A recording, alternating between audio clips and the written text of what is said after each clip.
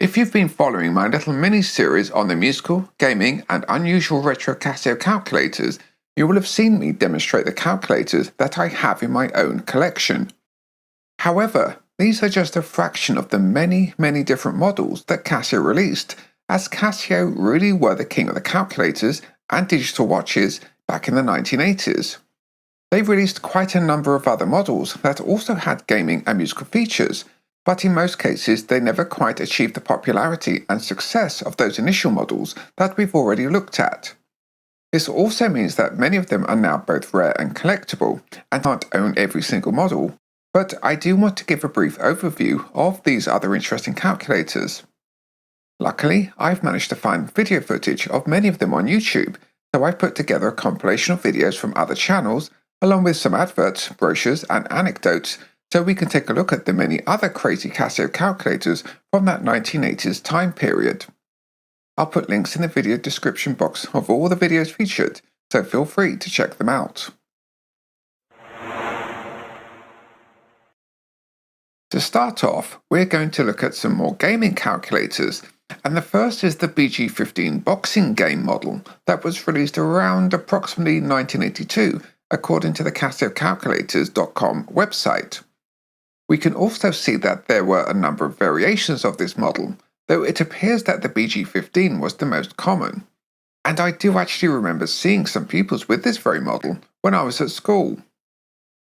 It has a similar form factor to the ML831 and the MG880, though with some noticeable differences, and aside from the game feature, it also comes with a clock and alarm, but it omits the musical keypad feature. The boxing game is very simple, with 3 buttons used for punch, up, down, and sway, and you have 8 rounds in which to knock out your opponent. It looks like you and your opponent start off with 50 stamina points that will decrease throughout the game if you receive punches. If one of the fighters' stamina reaches 0, then they are knocked out and the opponent wins that fight. I think as well, if the game goes to the full 8 rounds without a knockout, then the player with a higher number of stamina points will win. Going by the videos, the game's sound effects seem rather quiet, though that could have been the way the video was recorded. Perhaps Casio were targeting school kids and knew that it would be played in class and needed to be on the quieter side to hide the gameplay from the teacher, though they could have included a sound on-off function for this purpose. It's certainly an interesting game by the looks of it, but I'm not sure how much lasting appeal it has.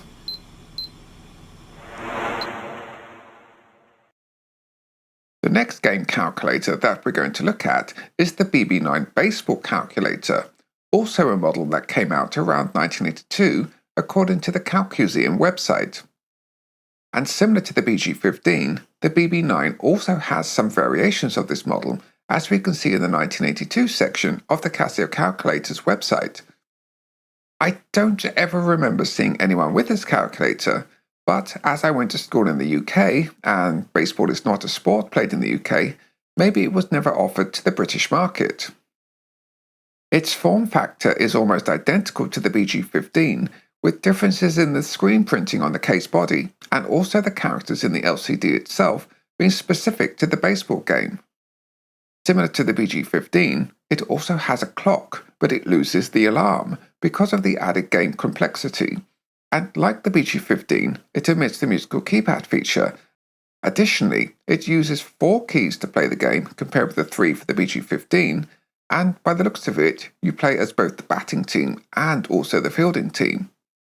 According to the Liquid Crystal NZ website, it's very accurate in following the rules of baseball, and they state, "When you put your baseball team up against this challenging instrument, you will get the chance to play a 10-game series against the home team.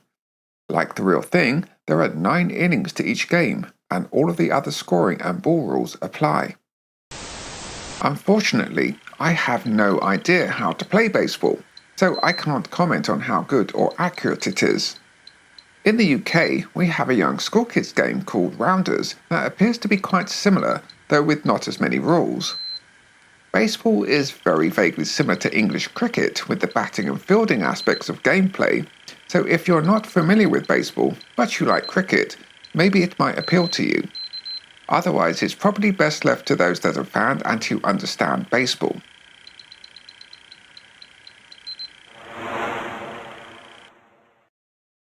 Next, we take a look at the MG777 game and clock calculator, and looking at the Calcuseum website, we can see that it came out in 1981, and it is listed in the February 1982 Japanese brochure also. This model was actually sold in the UK, as can be seen in the winter 1982 Argos catalogue, but I don't remember ever seeing anyone with one at school. It has some form factor similarities with the earlier MG880 and ML831, though its display is considerably bigger. But like the BG15 and BB9, it loses the musical keypad feature. And different to the MG880, the MG777 comes with 3 game variations to choose from.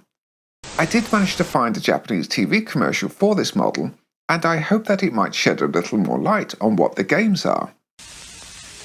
1台で全く違う3つのゲーム、謎の球面にトライ、スロットゲームにトライ、電子モグラにトライ、カシオゲーム電卓トライ3、青年よ大いに悩め。 However, I don't speak Japanese, so after watching it, I'm none the wiser. Luckily, I found more information on the Liquid Crystal website, and it seems that the 3 games are All Same, Stop the 7, and Hit and Hit. All Same involve the player attempting to make all the numbers the same through a combination of moving numbers around, sliding puzzle style. Stop the 7 is a slot machine game where points are scored depending on what winning combinations appear in the slot window, and I suspect that's where the 777 model name comes from, as the 777 result is often the jackpot for fruit and slot machines. The third game, Hit and Hit, is the most entertaining. It's a whack-a-mole game with a twist. A circle appears on one of the 9 grid squares and the player has to hit the corresponding key.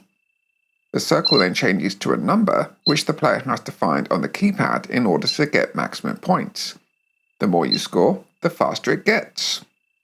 It looks kind of interesting having 3 games to choose from, but similar to the BG15 boxing game, I'm not sure how much lasting interest this game calculator would have.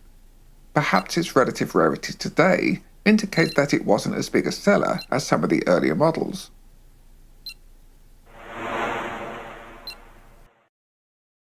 Moving on to the MG885 8-attack game calculator, the successor to the original MG880 and being released about 6 months later in mid-1981. We can see it listed in the July 1981 brochure for Japan, and it also makes further appearances in later Japan brochures, though not in the UK Argos catalogue. I do actually remember a fellow school pupil having one, so it must have been available from UK electronics stores such as Dixon's or Curry's. It doesn't seem to have been anywhere near as popular as the MG880, as it's considerably more rare, and when they do crop up today, their asking prices can be quite high. Form factor-wise, it looks almost identical to its earlier MG880 predecessor, and also the ML831 musical calculator, with just the screen printing graphics being different. However, it appears to lose the musical keypad feature and built-in demo tune of the MG880 for some reason, perhaps because of the great complexity of its gameplay. Saying that, the only video I could find of one in action has no sound, so I'm not 100% sure if it also has very quiet sound effects as per the BG15 and the BB9 models. The gameplay is quite interesting, and it was only while researching the different models for this video that I found details for the MG885, which is good because I seriously thought I was remembering a game calculator where you fired top, middle and bottom segments to complete an 8 that was moving backwards and forwards across the screen. Nice to know that I haven't completely lost the plot all these decades later.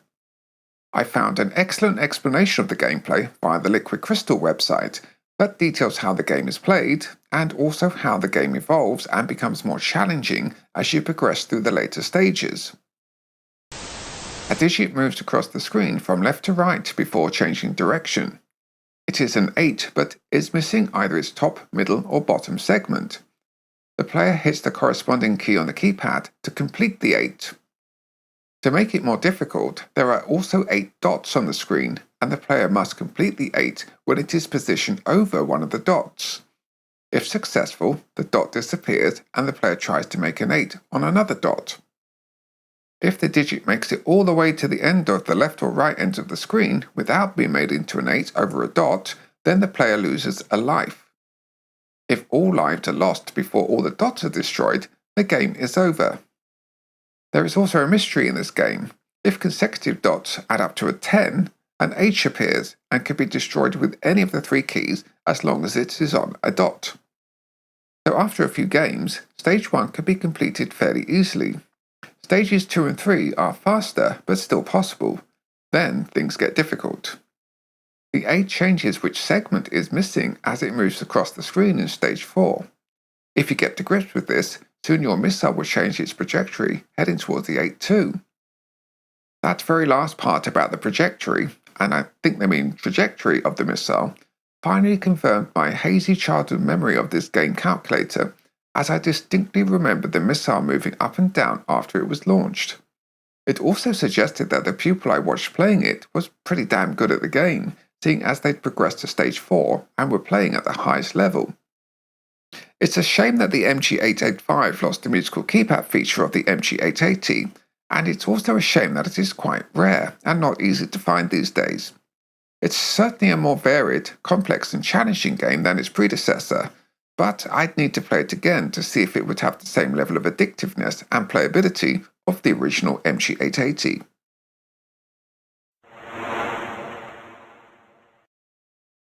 The last gaming calculator that we're going to look at is the MG888. That, going by the number, is likely the successor to the 885 and 880 before it. The CalcMuseum website suggests that this model was released in 1982, though I couldn't find it listed in any of the Casio catalogues, nor in the UK Argos catalogue.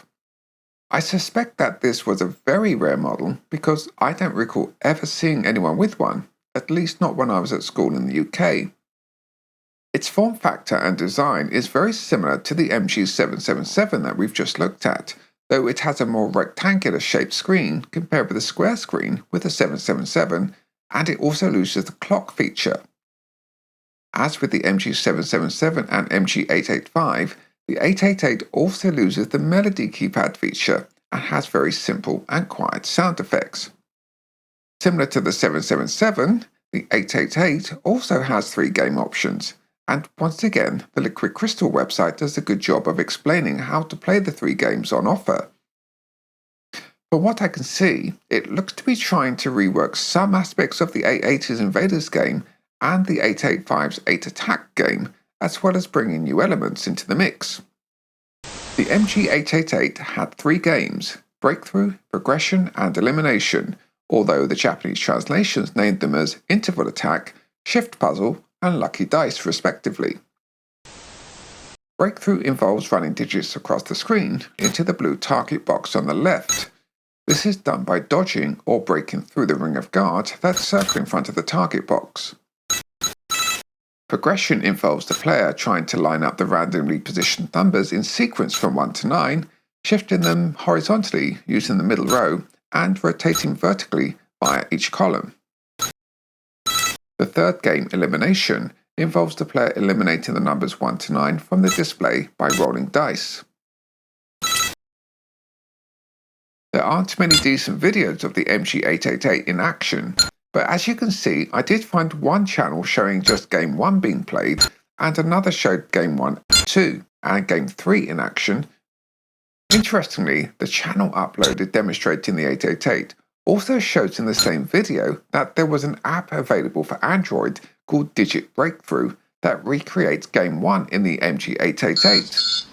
Unfortunately, I searched in the Google Play Store and could not find this app, so maybe it is no longer supported.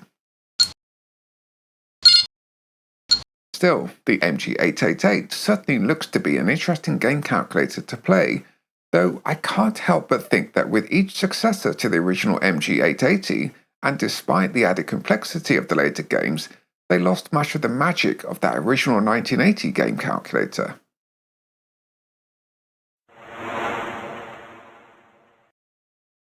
Despite the later game calculators losing the musical keypad feature of the MG880 and ML series models, Casio had not given up on this unique function. And in fact, they expanded on it by releasing the VL80, as can be seen in the mid-1981 Japanese brochure. Meanwhile, the casiocalculator.com website lists the VL80 in the 1982 model year section, but other than these two sites, it's very hard to find much information about this model. I could also only find it listed in Japanese brochures, and judging by its rarity today, perhaps this was another model that didn't sell very well. This is likely because it wasn't far off the price of the VL1 that had considerably more features, and a short while later in 1982, you could buy the related VL10 for the same price that also had more features. Its general form factor and display share a number of visual similarities with the ML831 and MG880 models, along with the calculator functions, though what is very noticeably different and unique to the VL80 is that the keypad buttons have been narrowed slightly and rotated 90 degrees, making them vertical instead of horizontal. I suspect that this is to make them easier to play without accidentally hitting the adjacent buttons. Otherwise, the buttons have the exact same functions as the ML831, though the VL80 also has a smaller function select sliding switch, plus an additional sliding switch to enable vibrato. You can clearly see that the VL80 has expanded the musical feature over the ML831 because the 831 only has 11 musical notes available, whereas the VL80 has 16 notes, plus it can play sharps as well. On top of that, it has a 100-note programmable sequencer and can add vibrato. However, it has just one single tone available compared with the VL10's 3 and the VL1's 5, plus the famous VL1 ADSR synth section. Due to its rarity, there are very few videos on YouTube showing it in action, but I did manage to find one that covered all the main features, though it's slightly out of focus. Hello everyone, and today I will be showing you the Casio VL80. Here's the actual manual operation instructions that came with the unit, and as you can see, it plays a full range of notes. Okay, and it also plays the sharps and flats. So for example, if I press 1, it plays the regular note, but if I hold down the this button and then press it again, you hear the sharp of that note. Let's go ahead and play a simple melody. So again, the notes correspond to the numbers over here on the keyboard.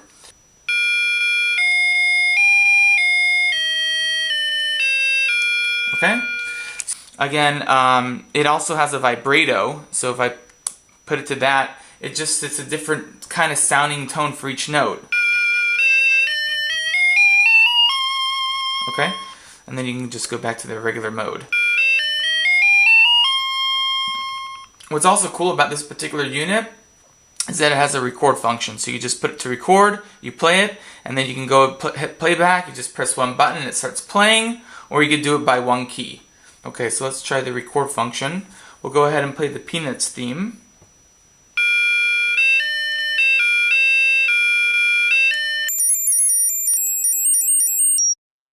So that is the record function. We'll go back to play, and then I can play it back with one key.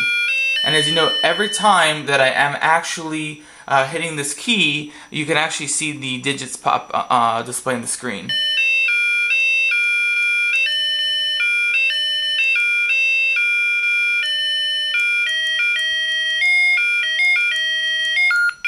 Okay, I know I didn't play that exactly perfect, but you know, you just get the idea here.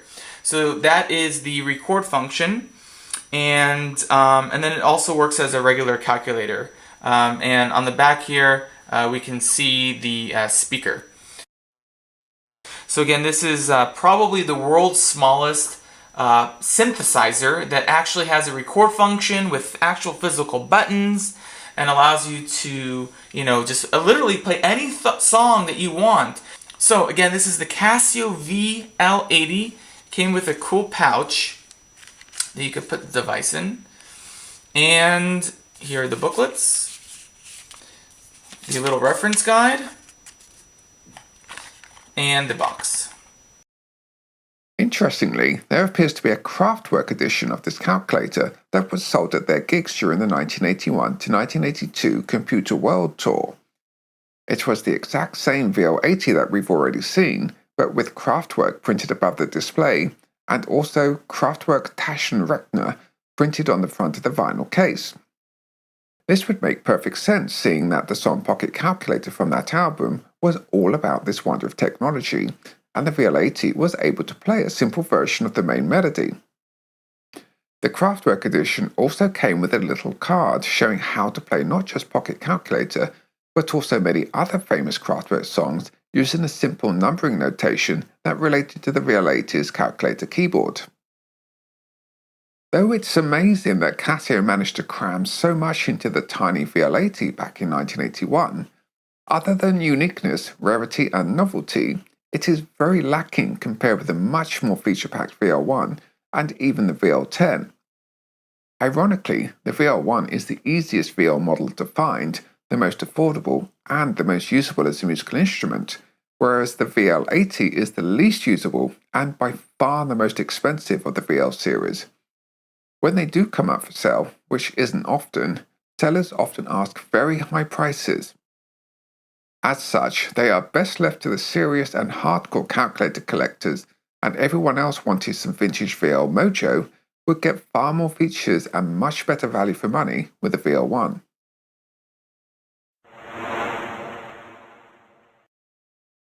Completing the VL series, a related musical calculator that we're going to look at is the VL10, a model that sat midway in the range between the VL80 and the well-known VL1.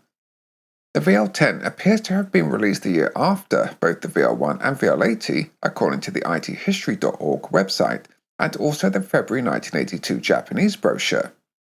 You can see it advertised for 9,800 Japanese yen, the same price as the VL80, whereas the bigger but much more feature-packed VL1 sold for 12,800 Japanese yen. This is likely why the VL10 appears to have sold better than the VL80, because you got the same exact features and more for the same price. But even though the VL1 cost about 30% more than the VL10 and VL80, its extra features and functionality was enough to make it the pick of the bunch for most buyers, and it likely outsold both of the smaller VL models by quite a large margin. As with many of the rarer Casios, there aren't a lot of quality video demonstrations online, but thankfully the very excellent Keen on Keys channel did a fantastic video showing all that the VL10 has to offer. I'll show you some highlighted clips so that you can see the VL10 in action, and I'll put a link to the full Keen on Keys VL10 video in the description box below that I highly recommend watching. The tones are very simple. The first one is just a plain beep sound with a bit release. The second tone is the same, but with vibrato and a long release.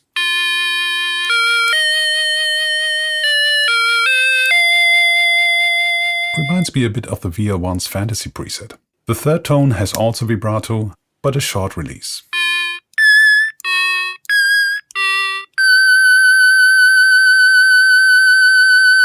And that's it.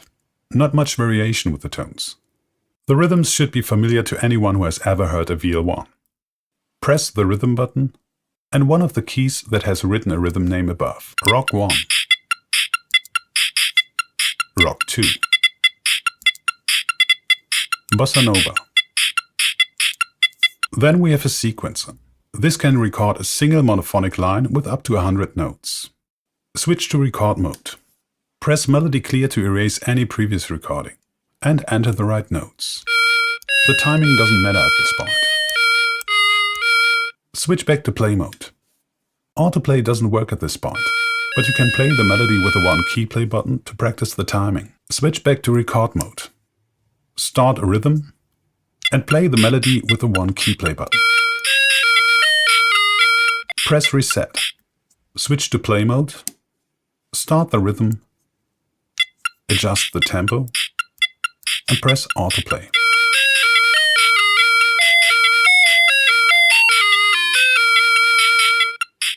Finally, we have the calculator. Let's see if it's working. I enter something simple. 1 + 1 equals 2. That seems to work. But there you have it.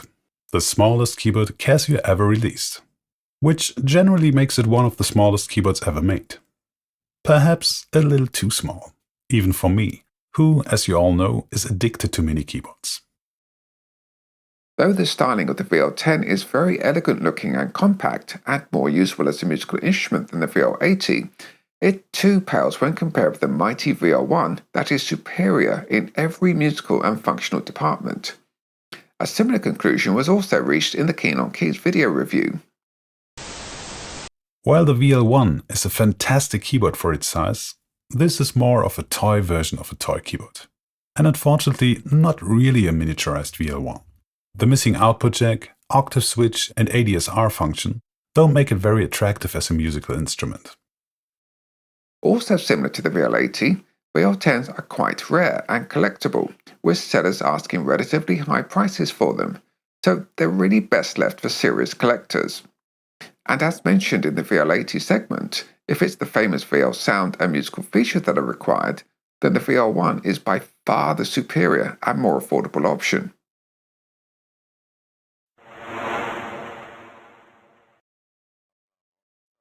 Though pocket calculators have largely become obsolete technology, mostly due to the modern cell phone taking their place as well as evolving into fully fledged mini personal computers, I did find 4 recent products with nods to those past crazy calculator glory days.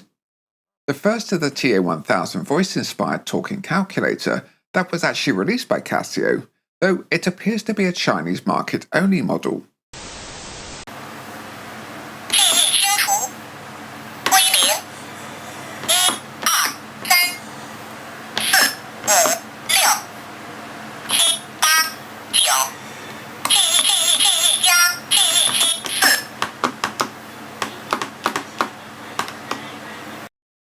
I can't find out any more details on this and don't know its full voice capabilities, but I do wonder if it reused the technology found in the TA1000. Next we find that the musical calculator spirit lives on in some very inexpensive calculators available under a number of generic brand names, mostly showing the same AR7778 model number with some variations. This is clearly inspired by Casio's vintage musical calculators and even used the same do-re-mi method of musical notation going by the user manual. They seem to have quite a bit of a following online thanks to some owners who've not only mastered playing just one, but also multiple calculators at once to reproduce famous pieces of music.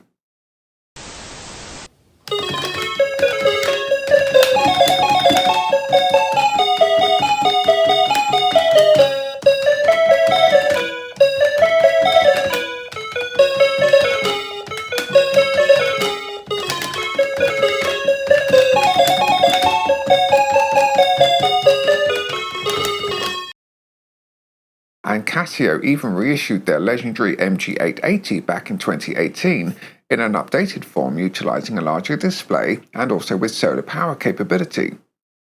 These are currently available on the major online shopping sites and can give you that unique MG880 Invaders game experience. Unfortunately, even though it has sound, Casio does not appear to have included the musical keypad feature of the MG880, which is surprising. Most of the videos online seem to be Japanese or Asian, but for all English speakers, the excellent Tecmo channel did a super little video review of this modern version of the classic 1980s Invaders calculator. Let me demonstrate it to you now with this brand new calculator. Casio have reissued the Invader game in this retro calculator. I thought that it would involve Space Invaders on the screen, just like the arcade game. It isn't like that. It involves matching numbers. Now, it's just a normal calculator, but if you press the game button at the top left, you've got these 2 other buttons, one that's aim and one that's fire. The idea is you press the button on the left to match the numbers as they're appearing from the right and moving towards your base.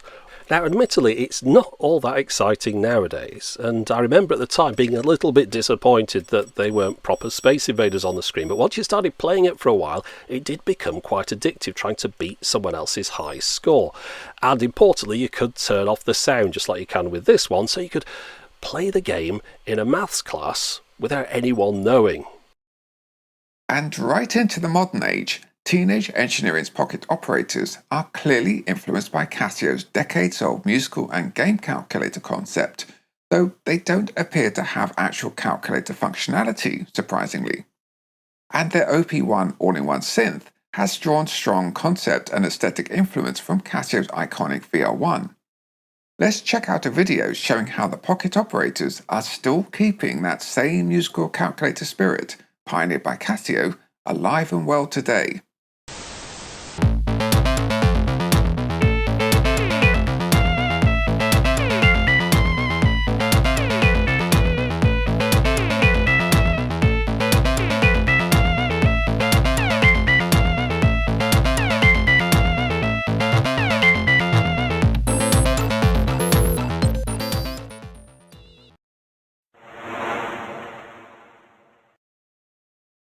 And to finish off not just this video, but also this video series, we're going to come full circle back to where it likely all began, at least as far as Casio's musical calculators are concerned.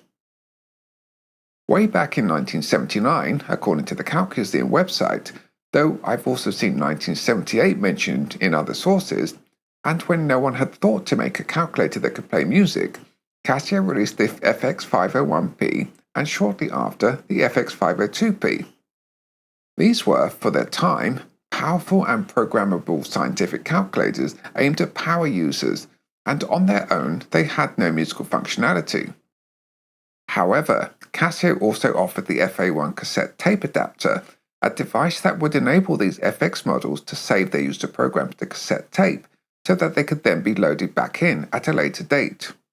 All fine and dandy, but while designing this adapter, some crazy Casio engineers said, hey, let's make it play music too, and hence probably the first Casio musical calculator was born.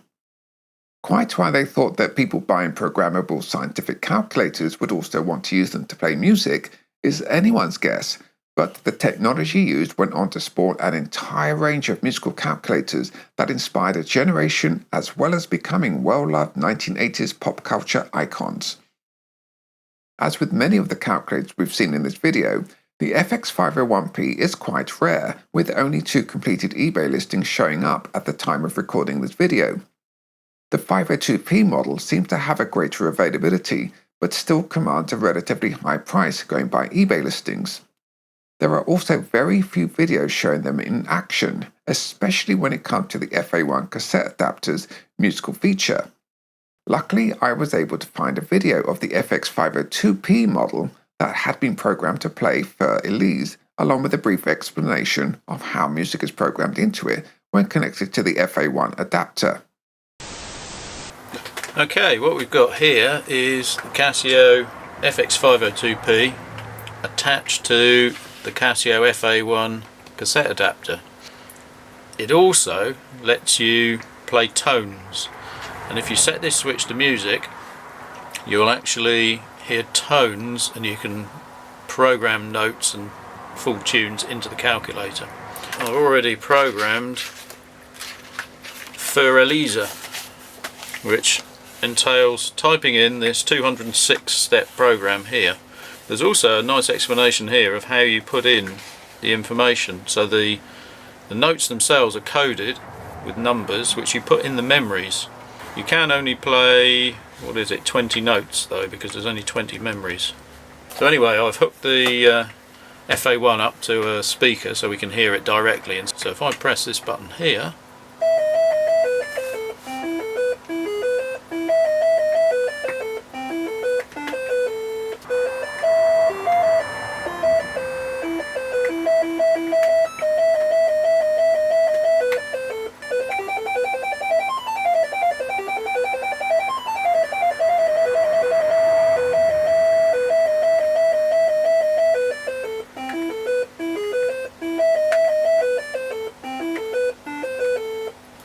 now the FX502 isn't the only calculator that can do this. The 501, which is the smallest of the two in the 501-502 series, that could also do it. But also the 602, which as you can see fits into the adapter in the same way, that could also play music using the same mechanism. P. Now, I think Kraftwerk used this on their Pocket Calculator track. And we can't mention the FX501 and 502P calculators without also mentioning Kraftwerk, the pioneering electronic German band that were way ahead of their time, as well as being early adopters of alternate technology when it came to music making. They were already predicting the future with their 1978 Man Machine album, and with their 1981 album, Computer World, they fully embraced it. The lead-off single from Computer World was Pocket Calculator, and if we look at the single's artwork, we can clearly see a Casio FX501P on the cover. And the cassette single release even came in a box that mimicked this now iconic calculator. It's not entirely clear if Kraftwerk actually used the Casio to play the main melody on the studio recording. And when performing the song live, Ralph was actually using a Bee Gees toy keyboard, while Carl played a stylophone, Florian played a Texas Instrument language translator, and Wolfgang played some kind of drum pad. But still, the fact that Kraftwerk saw the potential of a simple musical calculator in a modern computer world, and that it would be just as valid an instrument as anything else available at the time, shows how both they and Casio were well ahead of the curve. And that brings us to the end of this classic Casio calculator journey, where we've taken a retrospective look at some vintage calculators that were once commonplace among many school kids and even people in the workplace. By today's standards, all these devices are very primitive and would not have much practical use in the modern age, especially when you could fit every single calculator function and feature that we've looked at into a single app on any average cell phone. But for those of us that grew up with them, the nostalgia is incredibly strong.